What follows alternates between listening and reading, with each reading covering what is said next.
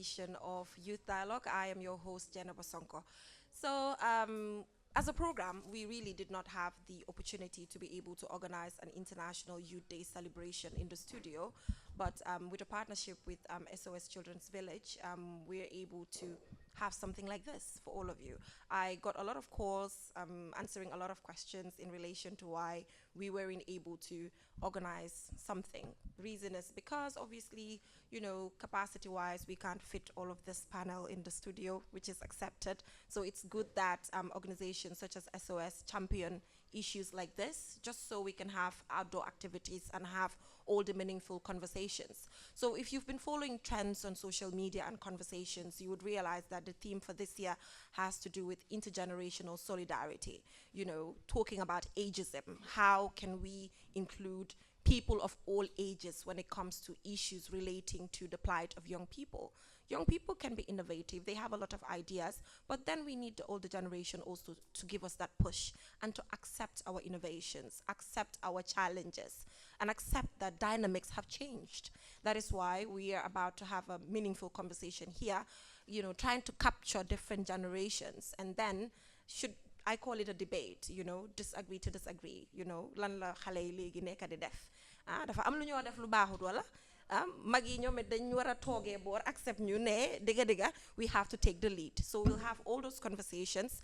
Like we always say, it's not a competition. Sometimes young people are just asking for the right spaces. For example, taking up the parliament, taking up ministerial positions, things like that.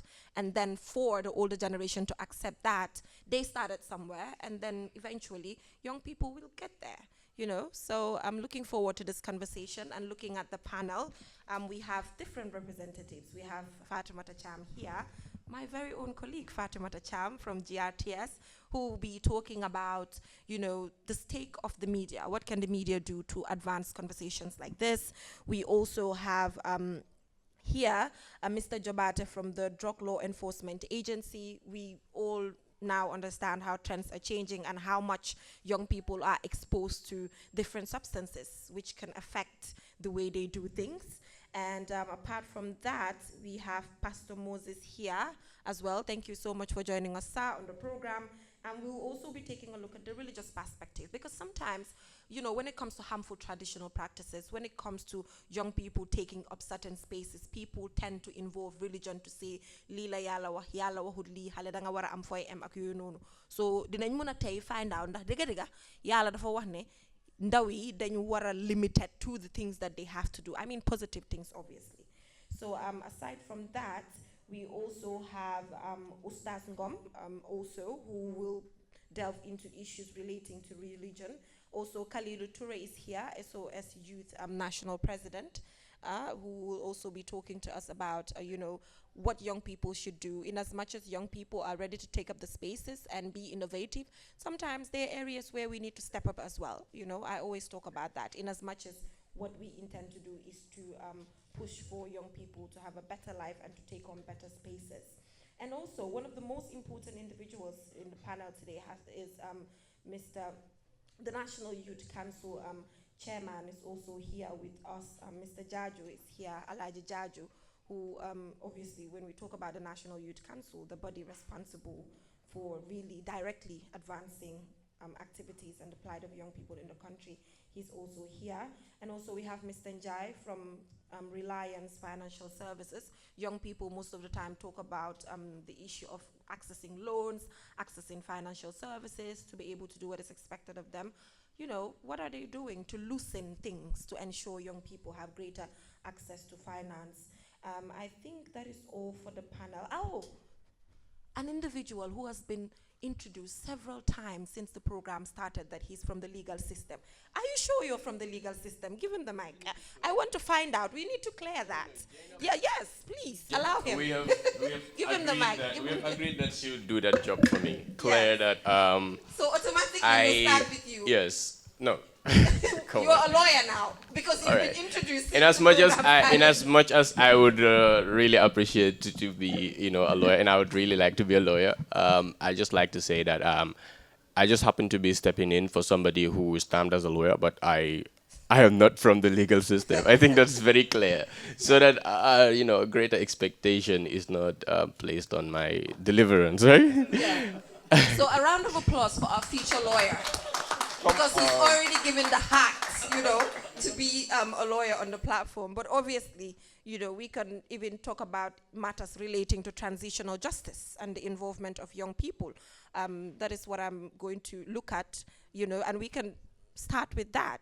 We've seen that the TRRC white paper is out, been given to the government of the Gambia, and then the government of the Gambia has accepted majority of, the recommendations. So generally, intergenerational dialogue, we can have other perspectives as well in relation to the transitional justice process and the involvement of young people generally.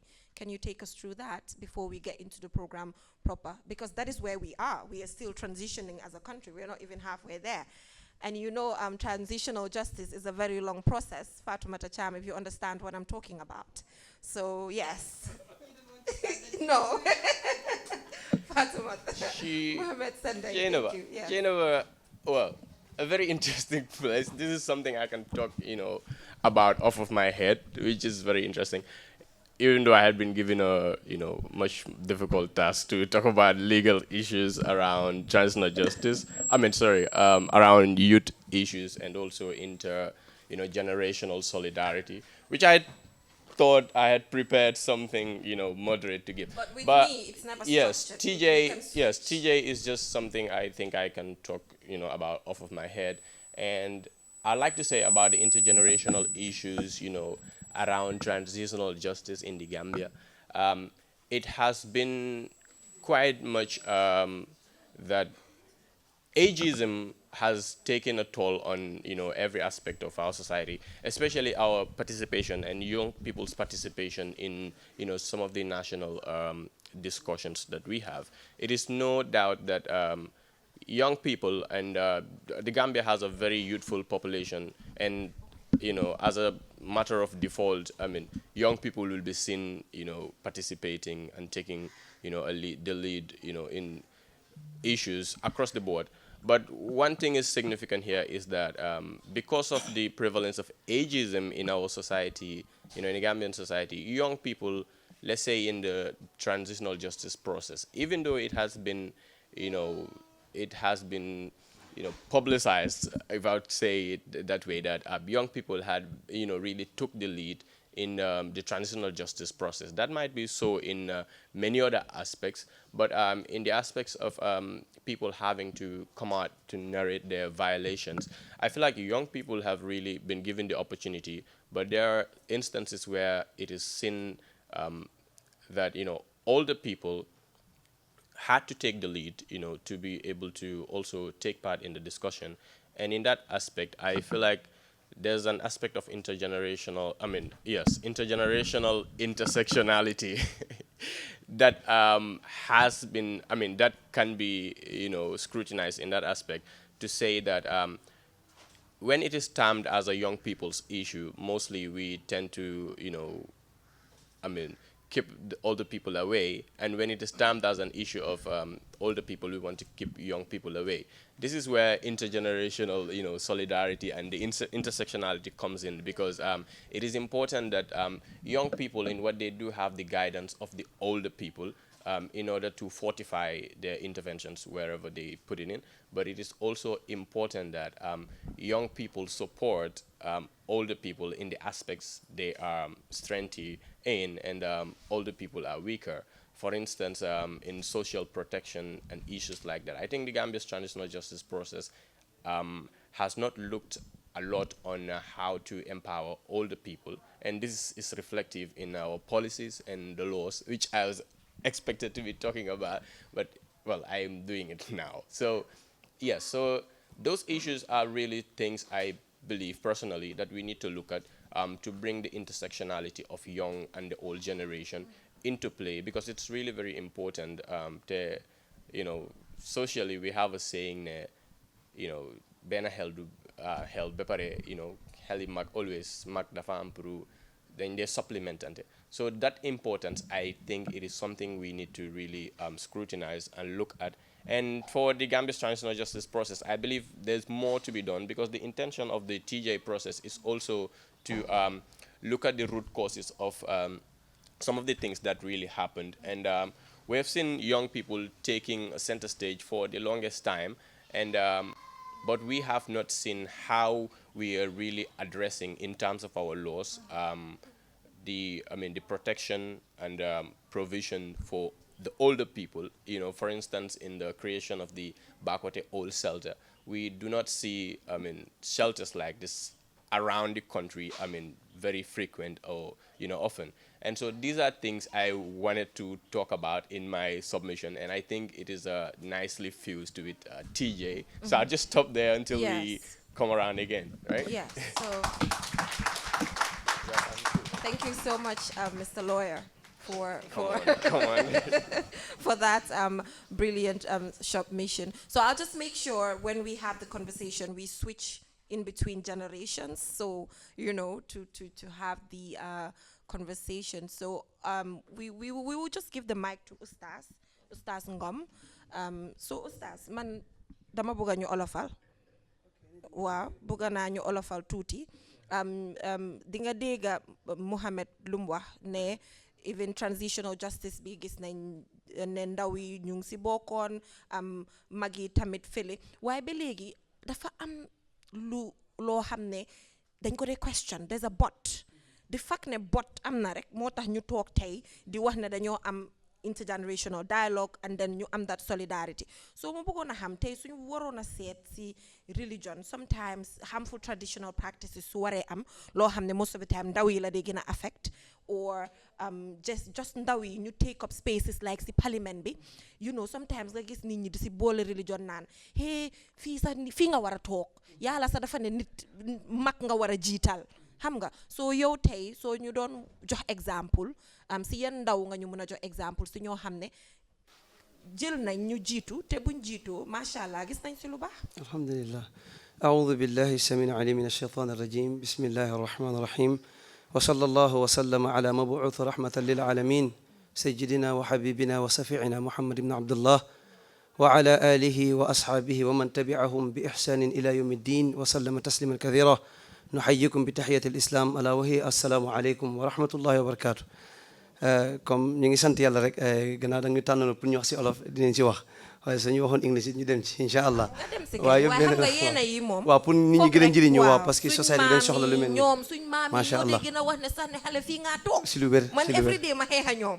alhamdulillah comme ñu sant yàlla bu baax pour fekkee lu mel ni it is a very beautiful platform boo xam ne kenn ku nekk am na si cër te yu mel ni yaakaar naa mu ngi am waaye damay xaw a fiir si benn boor mooy ne lu mel ni foog naa maa ngi sug a gis plateforme youth dialogue ñu invite pour Islam take path te war nañoo take part in any every power any event bu ñu am every event dañu war a bokk ci yu mel ni di wax pour substitute mel mu am pour ñu am lu ñu bëgg il faut ñu delloo buum bi sa mboy mboy it's very simple suñ toppee l'islam comme ni ko yonent bi jaay Islam is a way of life tey ndaw ñi yonent bi salawatullahi wa salaamu alayhi nañ xool ndaw ñum jàngal tey ñooñu ñoo jàngal taabiina ñoo tasaaroo si kaw suuf islam ñu ñoo doon rule for many years te suñ demee jàng yonent bi ku mel ne Anas ibn Malik yaayam moo ko jël jox ko yonent bi pour mu haddiya la pour mu jàngal ko te ñu ngi wane ne yonent bi jàngal na Anas mu ne fukki at yoo xam ne yonent bi musta use the word uff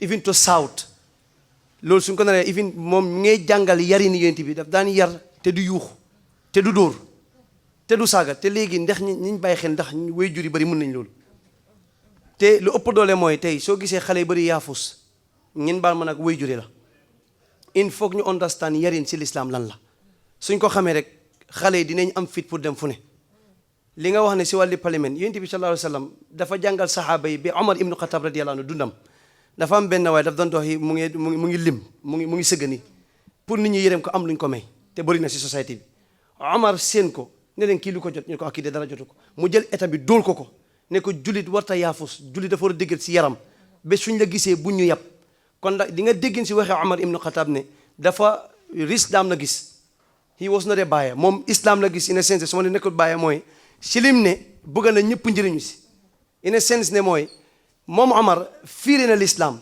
fiir bu mu fiiree l'islam moo tax bëggul ku julit buy yaafus si wàlli wér gu yaram di toroxlu di ñaan nit ñi te nga nekk koo xam ne da nga war a jóg dem liggéey war a bokk si ñuy jiite parce que àddina bi ñoo ko bokk moom yénte bu mu ne Islam is a way of life mooy ne everything about the development of the country anything l'islam am na si cër.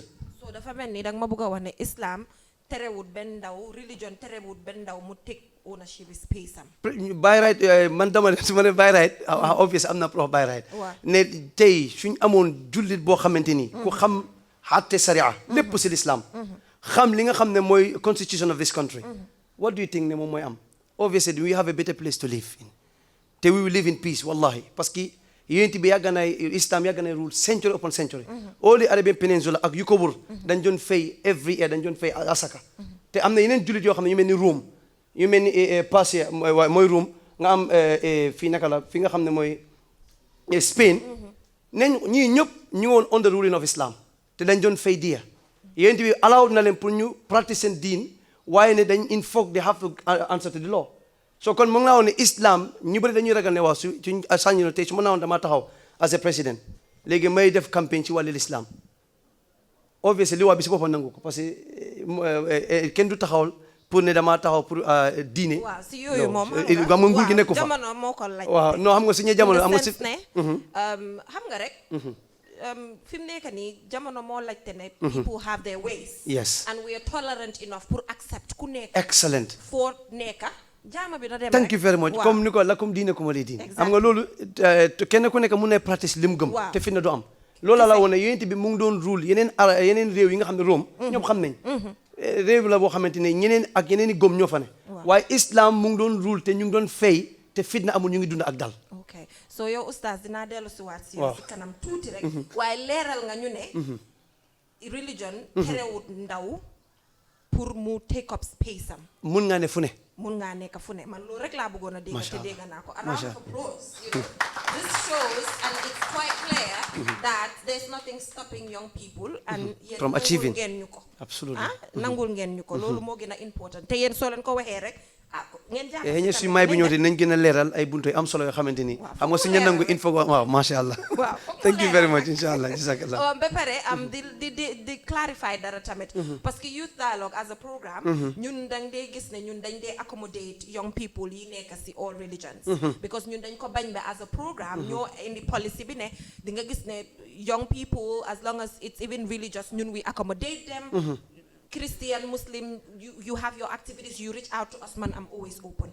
So, hitna dingane, swing platform, be reut enough for lu melni, why we accommodate religion buneka, where records are dinga gis ne dama ko dedicate to Muslim young people and recognizing ligay bunyo def exclusively, be every day.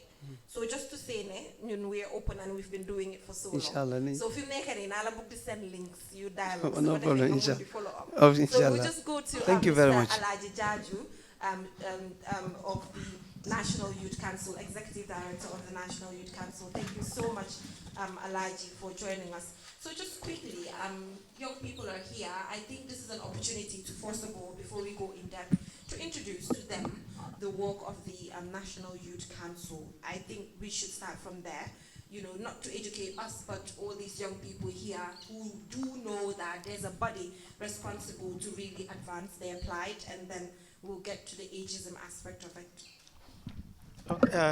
Thank you very much, our able moderator, Jennifer. All protocols respectfully and duly observed. It will be too long if I want to go through all of it. But let me equally thank SOS for the invitation. We are quite glad to be here. I think we've had quite a fruitful partnership between the council and certainly SOS. And we are quite glad to be here. Quickly, the National Youth Council was formed by an act of parliament. This was in the year 2000. But I would want to inform you that this was at the request of young people themselves. In 1999, we had NACONF. This was in KM. And young people requested that they wanted to have an office that is theirs, that looks after their plight.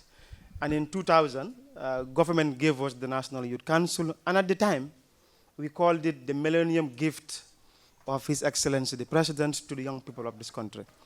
And since then, in 2000, the council has been up and running and functioning under the Ministry of Youth and Sports. And our primary objective or goal for establishing is for the council to serve as a liaison between government and young people. What policies are available from government, we relate to young people. What do young people of this country want? That is, young people speaking for themselves, that this is what we want and this is what government should do for them. And not someone sitting in your own office at the age of 50, 60, and thinking when I was a young person 30 years ago, what I wanted is what the young person today wants, and doing that for them. It just wouldn't work. As the director put it, 20 years ago, he probably walked a kilometer or two to send an email. I don't need to take a step to send an email today. Right here where I'm seated, I send an email. So the dynamics have changed, and I think this is what young people wanted, that they want their affairs to be in their own hands. And I think since then we've been established, we have an office. Beyond the office at the national level, we also have our regional youth committees. Interestingly, we are the only one that have a board, what we call a council, where we have individuals elected. If you look at all state agencies in this country, the entire membership of the board is appointed by the president. When it comes to the youth council, it's different. In all the regions, there's a regional youth committee. And these regional youth committees, young people in that region elect them, and they sit for them in the council of the National Youth Council and decide on issues that are affecting young people. So we have a policy. The current policy is 2018-2029. But we also have an act, which was, as I said, in 2000. And we are currently reviewing that act because it's 20 years old. And we think it is time to review that act, to really look at what affects young people today. We think it's obsolete, and there's a lot of work that needs to be done. And we have already started, that work. So the policy is on, and we are doing a lot in terms of popularizing the National Youth Policy. We celebrated International Youth Day on the 12th, and part of the celebrations included, beyond the dialogue, also popularizing, the National Youth Policy of the Gambia 2018-2029. So we work on whatever issues affect young people: migration, issues of drugs, issues of unemployment, education. So these are all issues that we have worked on. All right. Yeah, So we'll thank get you. back to you shortly. So we will now talk to Kalilu Ture, from what the National Youth Council Director is saying, the body obviously responsible to, advance the plight of young people in the country. So now as a youth president, you're the SOS National Youth President. So tell me, do you think the Gambia, is an open space, is a good enough space for a young person to thrive, Let's even say survive as to achieving the things that you want as a young person. Okay, thank you, Jenaba Sonko. Miss Jenaba Sonko Rada. Okay, the Gambia is a country we have as young people. This is where we're from. This is what we know. This is our home. So I believe we can grow in the Gambia. We can make it in the Gambia. We just need to develop ourselves. We need to change the mindset that we have. It's everybody, young people, old people. We all need to change the mindset. If not, we will not go as a country. We will not develop as young people. So what mindsets are you talking about specifically? Give me those mindsets. What are the mindsets of people? In our society, when elderly people send young people to shop or send them to do small tasks, after completing the task, they will tell you, okay, abaraka bake, almaita tubabu du, almai tubabu muso soto. Stuff like that. From the community level, they are giving you a mindset that you cannot make it in this country. Gambia is too poor, no matter how you try and strive, you cannot make it in this country. Okay. So people grow up with that mindset. Young people grow up with that mindset, and then they believe in that, and it become part of them. We see young people in our society, all they have in mind is, I must go to Babylon, I must make it there, because that's what they grew up with. So are you trying to blame that on the older ones, the older, Yes. our parents, because ñom ñola de ñaanal ya nga dem America? So is it them? Yes, of course, our parents. Really? Yes. So they have to change that mindset from Yes, us. we all need to change the mindset, especially our parents. So we all need to change the mindset if we want to move forward as a country, especially young people. That We are the future leaders of this country. Are we the future leaders, or our leadership starts now and then we grow? Yes, Which is which? we are future leaders. Okay. Our future starts now. Okay. It starts so today. when should the leadership start? Now, or we should wait till the future? It starts today. It starts today. Yes. Okay, that's what I want to hear. A round of applause for him. Yes. So before we talk about what the media is doing, so we'll just talk to Pastor Moses. You know, thank you so much for joining us. You know, same question that I gave to Ustaz Ngom about, you know, the religious perspective of young people's involvement in things. You know, what can you tell me? That's a very good question. And indeed, when it comes to the Bible, the involvement and participation of young people is very much encouraged. We see in the book of 1 Timothy chapter 4, Paul was giving an advice to young Timothy, who was a teenager at that time. He was like Paul's mentee. And Paul told Timothy, don't let anyone despise your youth. In other words, don't let anyone look down on you, or don't let anyone think that you are not able. He said, but in everything that you do, let your lifestyle, let your faith, let who you are speak for yourself. So when it comes to the Christian religion, it encourages young people to take part. But it also, in the book of Psalms, it gives a proverb, it gives responsibility to the parents. It tells the parents that train up your child in the way they should go, so that when they are old, they will not depart from what you have trained them. So the involvement of young people in national development is key.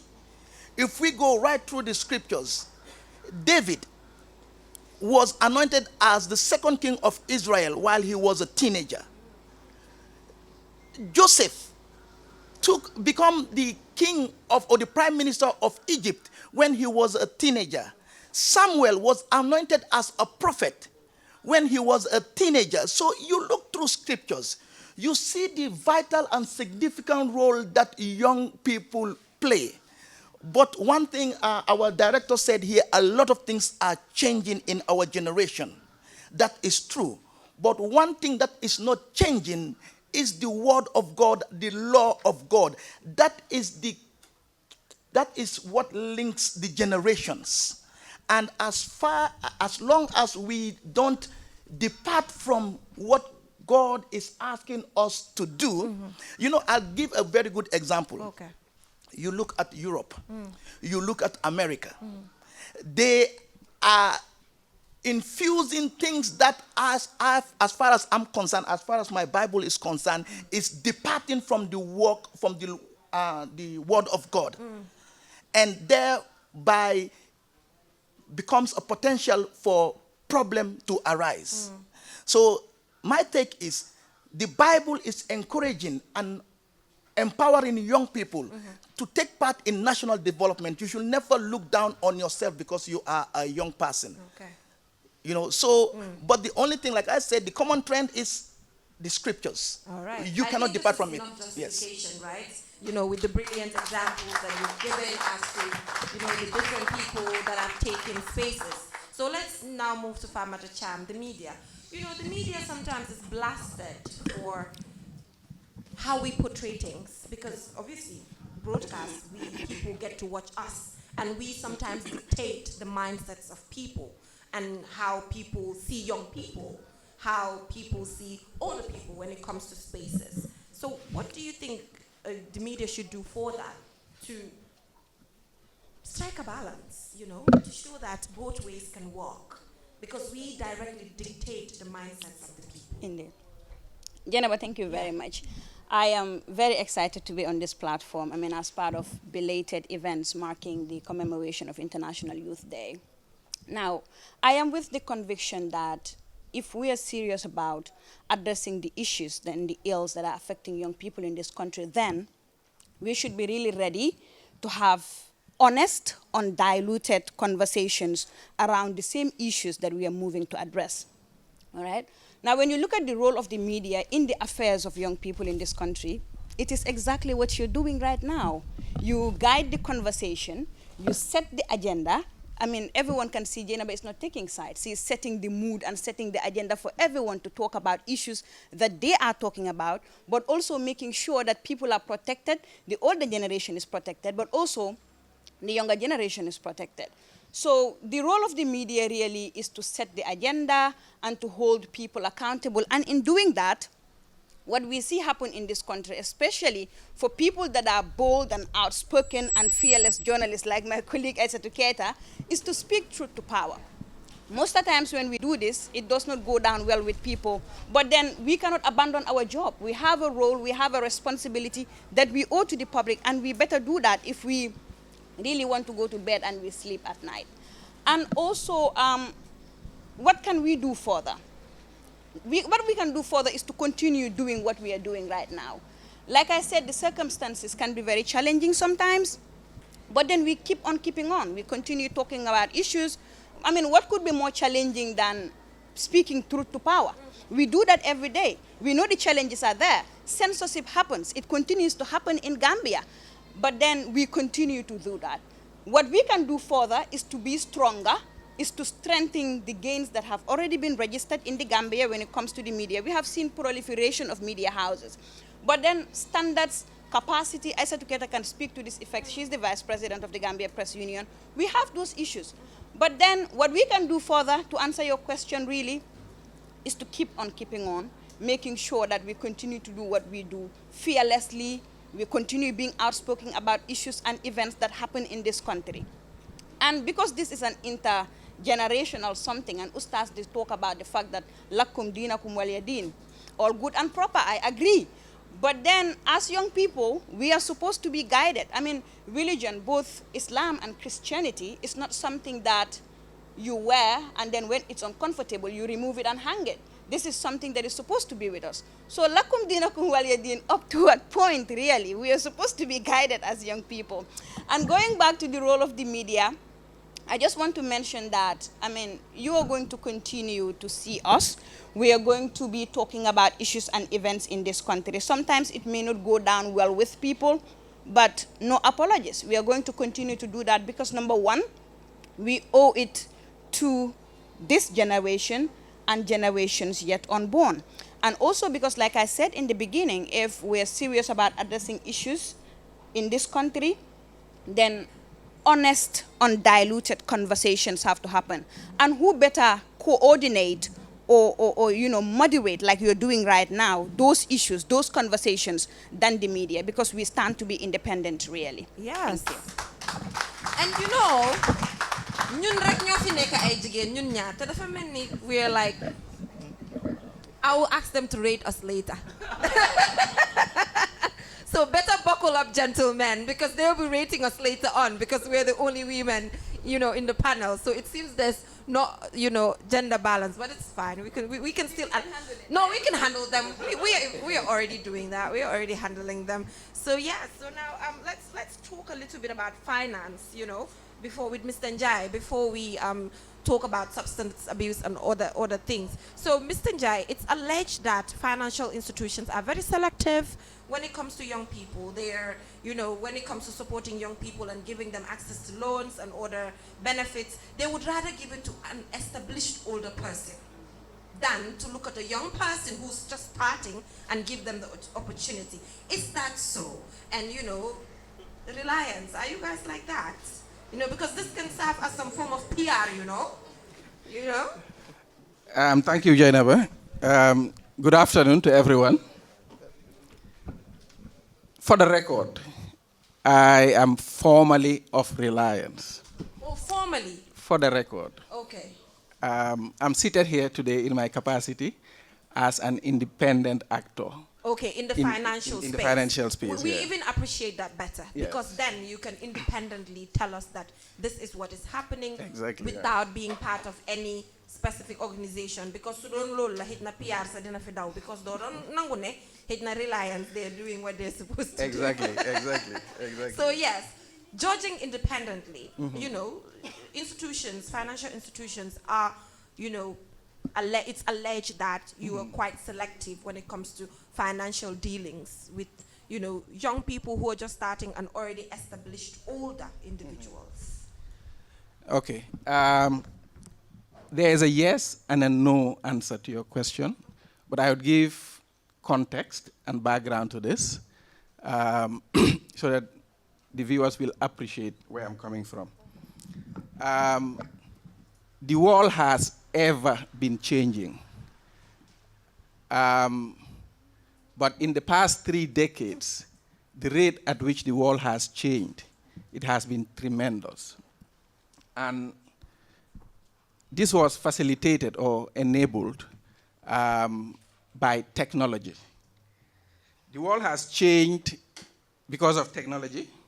The world has changed because of innovative thinking.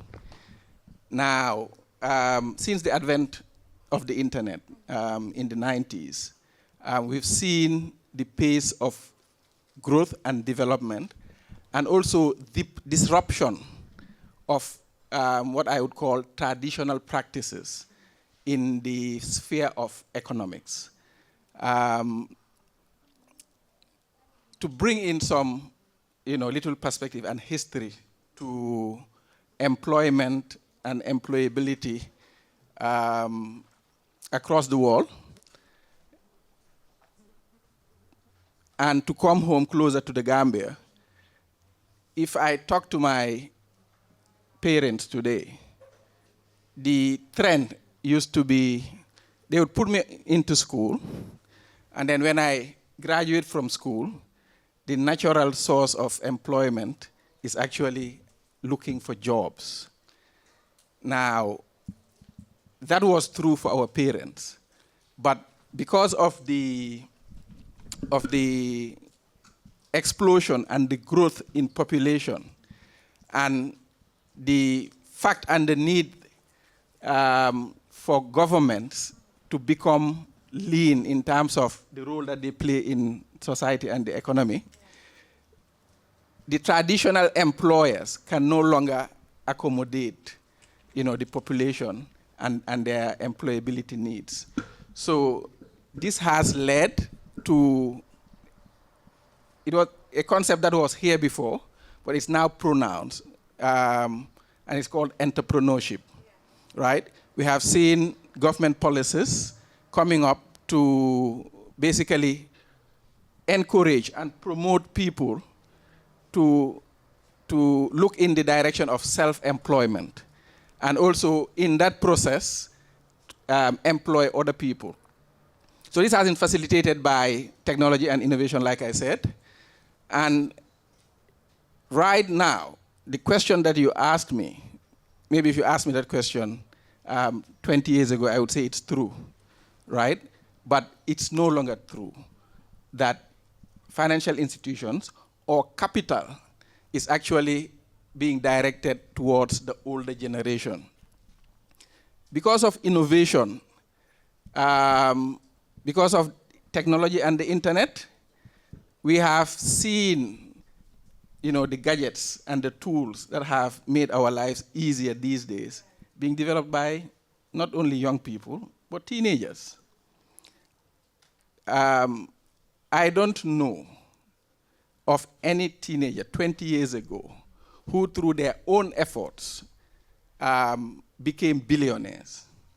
Now you can count the number of billionaires by virtue, of the space that we have today, innovation, entrepreneurship. So the Gambia is not an exception. That's the direction we are moving towards. And yes, financial institutions, actually, they don't finance ideas, right? What they actually finance is track record. And that is the reason. And track record started somewhere.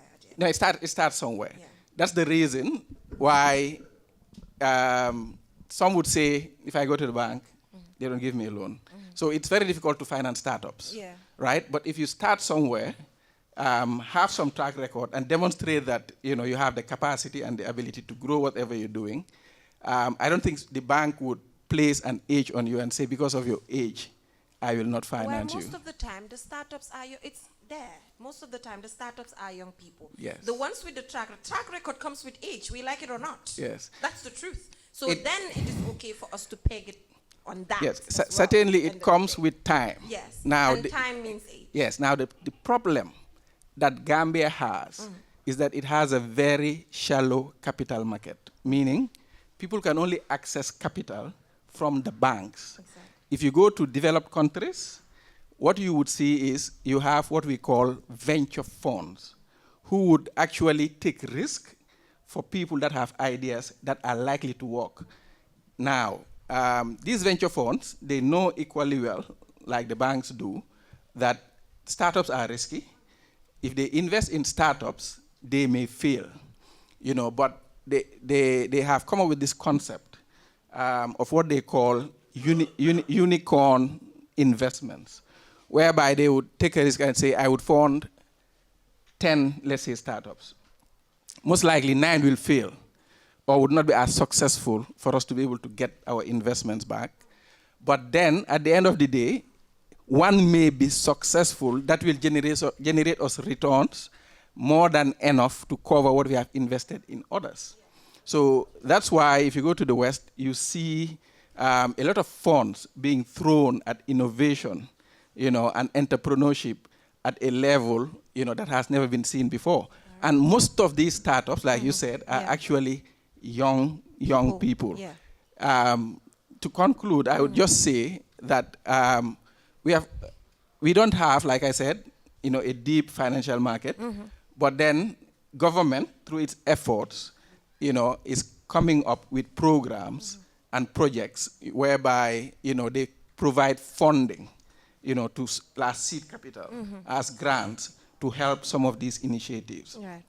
So we are heading in the right direction, of course. But, I would just conclude by saying, and speaking to the team, that intergenerationally, we have to support each other. Exactly. But in order to do that, each of the parties have to know and understand what the other is doing. Because change is happening, and it's happening so fast. The human nature is such that we are very resistant to change. We are more comfortable in our comfort zones. So when change happens, we tend to resist it. But we have seen, of course, when change happens, especially technological, there are always positive sides. There are always negative sides. Yes. But we have to endeavor to push the weight to the positive side. Yeah, so that we can see that. For that. A round of applause for him. It's, like I said, it's good that the whole thing is independent. So we will now move to Mr. Jabate.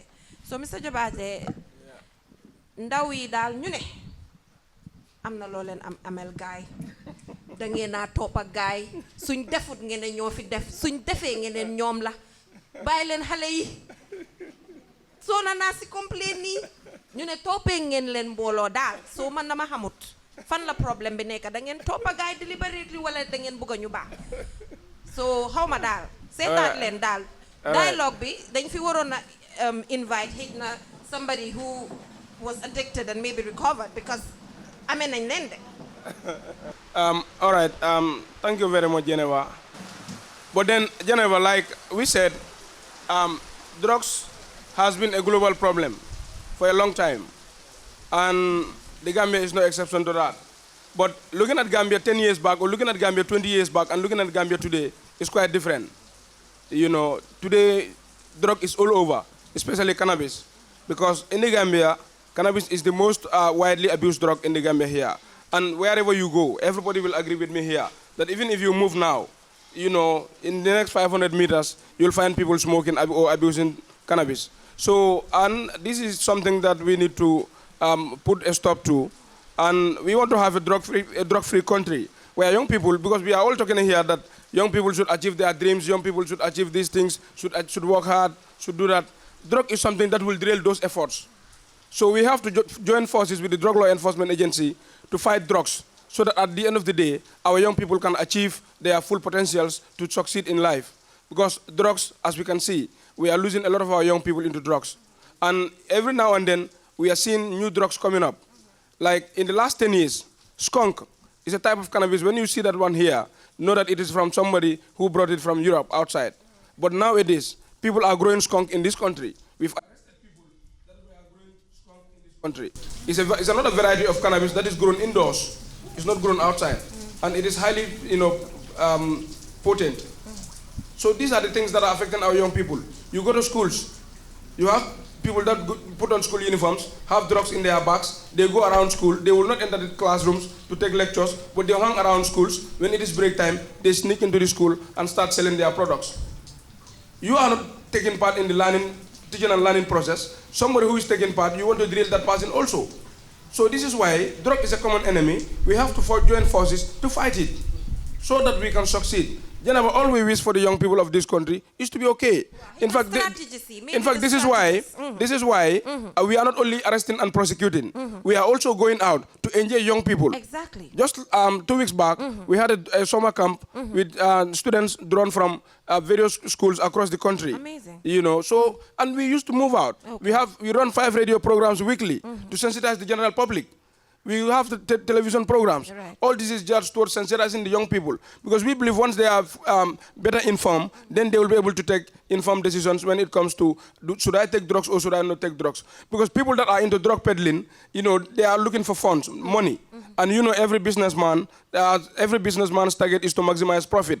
So if I have drugs, I'm staying in Bagote, I'm selling cannabis, I don't expect people to come from Serekunda or to come from Abuko to come and buy drugs from me. No, I would encourage people living in Bagote here to come and buy from me so that I have money. Right. So, and the people that I'm luring to get into drug abuse, I'm spoiling their future. We have a lot of wasted ones like them, loitering around the streets. So they could not do anything meaningful in their life, and they want others also to be in the same group with them. So the elders, this is where the elders have to come in. Exactly. We have to support the Drug Law Enforcement Agency and sister security services. It's for the protection of our kids. Yeah. Because at the end of the day, we don't know who might be affected. Yeah, so I don't even want them to be called wasted. These are individuals we can always bring back. Yeah, I'm concerned about how we can bring these people back into society. It's difficult. And ensure it's difficult. But no, I know. In fact, Drug Law Enforcement Agency. Drug Law Enforcement Agency is coming up with a plan to have a rehab center. But that plan, I've been questioning the Drug Law Enforcement Agency for years. It requires a lot of funds. It requires a lot of funds. I've been hearing about this. That requires a lot of funds. We don't have that money, so we still have to scout for funds. So once those funds are available, we will have it. Yeah, we need to push. That's where you can have people that are affected with drug addicts can be admitted and assisted. Yeah. Because Tanga Tanga is not the right place for them. So and in this country, Tanga Tanga is the only place that we have. Is there political will? Because yes, there's a political will. There is? Yes, there is. So how far are we? Update me. No, I'll update you later. Maybe not today. Okay. All right. No problem. A round of applause for him. So, viewers, we will now go for a short commercial break. Looking for the fastest and easiest way to receive money transfers from abroad? Well, QMoney and RIA just made it happen. Now you can receive international money transfer from RIA directly into your QMoney account with no additional cost. Once you receive an SMS alert about your transfer, walk into any QMoney agent across the country to receive your payment for free or use the money immediately to buy credit, QPower and other QMoney services. It's fast, safe and convenient. For more info, call customer care on 133. QMoney, Sinu Calpe. Terms and conditions apply.